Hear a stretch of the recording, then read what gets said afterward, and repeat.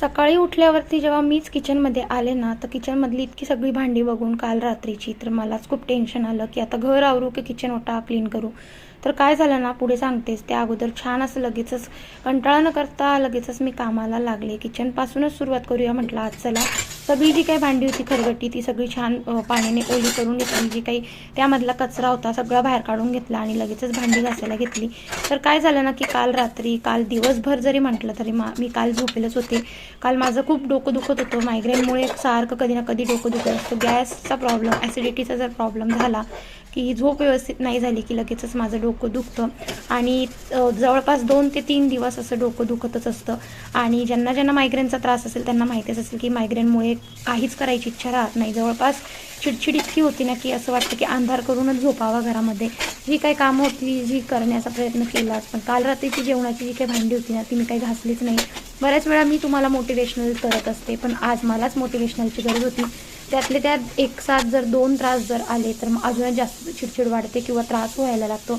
काल तर खूप रडतच होती, कारण काल रात्री जेव्हा डोकं दुखत होतं त्यासोबत माझा एक डोळा, ज्या एक साईडचं डोकं दुखत होतं तसंच त्या साईडचा माझा डोळासुद्धा दुखायला लागलेला होता. किरपुळीमुळे अगदी म्हणजे काही सुचतच नव्हतं. तर किरपुळी पण सारखी सारखी येत असते, कारण मला धुळीची ॲलर्जी आहे आणि बऱ्याच वेळा थंडी चालू आहे त्यामुळे आपण सारखं पाण्यातही जाऊ शकत नाही.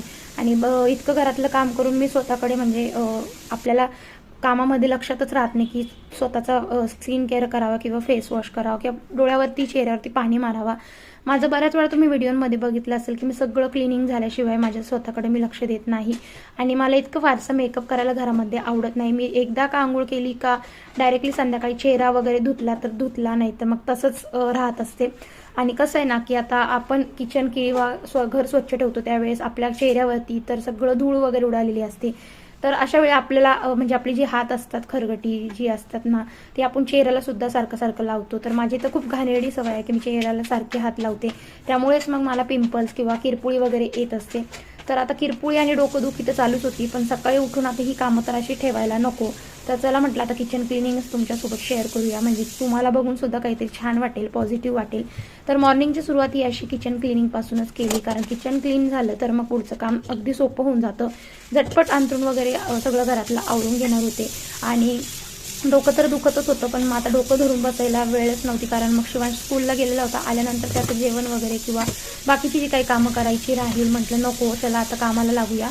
तर आता बघा आज संक्रांत होती त्यामुळे शिवांशला छान असं नवीन ब्लॅक कलरचा ड्रेस तिळगुळ घेऊन स्कूलमध्ये पाठवलं.